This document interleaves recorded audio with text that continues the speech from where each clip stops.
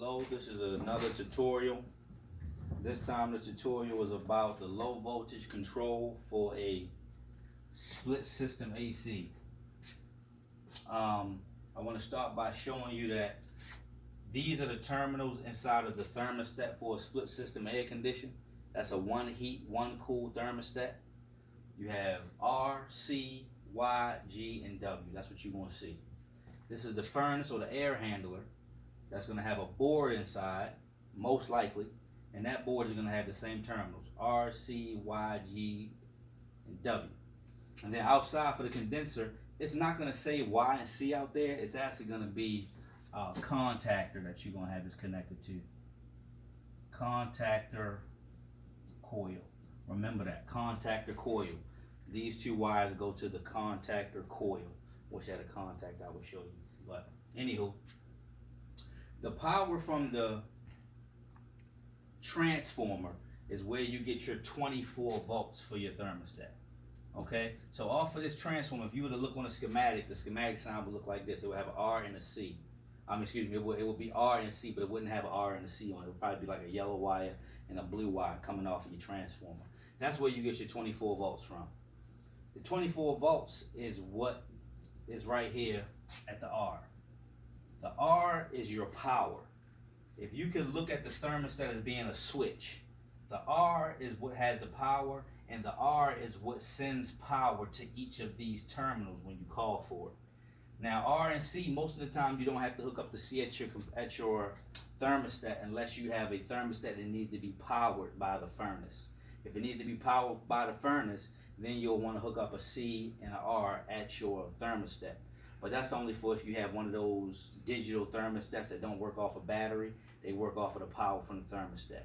So that's when you have to put your R and your C connected. Other than that, the switch leg goes from R to W, R to G, and R to Y. This is how it works. When you cut your thermostat on for the fan to come on, what happens is inside the thermostat, the R sends 24 volts right to the G terminal. The G terminal is what operates in this area right here. This is the G terminal. This is for the blower motor. So what it does is it sends 24 volts from the R to the G. It cuts this blower motor on for a medium-high speed. And that's what has the fan running by itself. This is the fan that is inside the house. If this was the house, this would be the blower motor, this would be the heat furnace, this would be the evaporator coil. So when you cut the fan on, the only thing that comes on is this piece right here, the blower motor. And it comes on with a medium-high speed. The blower speed that you'll have is a high speed, medium high, medium low, and low speed. When you cut the AC on, the R will send 24 volts to Y and to G. And what that's going to do is the G is going to cut on a blower, and the Y is going to cut on the compressor that's outside. Now what's connected to the compressor that's outside is your evaporator. And if you can look and see these refrigerant lines up here that I drew, they are connected inside the unit at the top. If you can see that.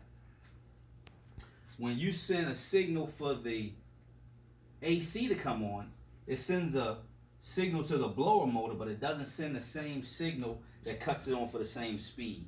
This speed is for medium high, and that's only going to run when the fan is running by itself. If you send a signal to the blower motor for the AC to come on, then the blower motor is going to come on at a high speed, okay?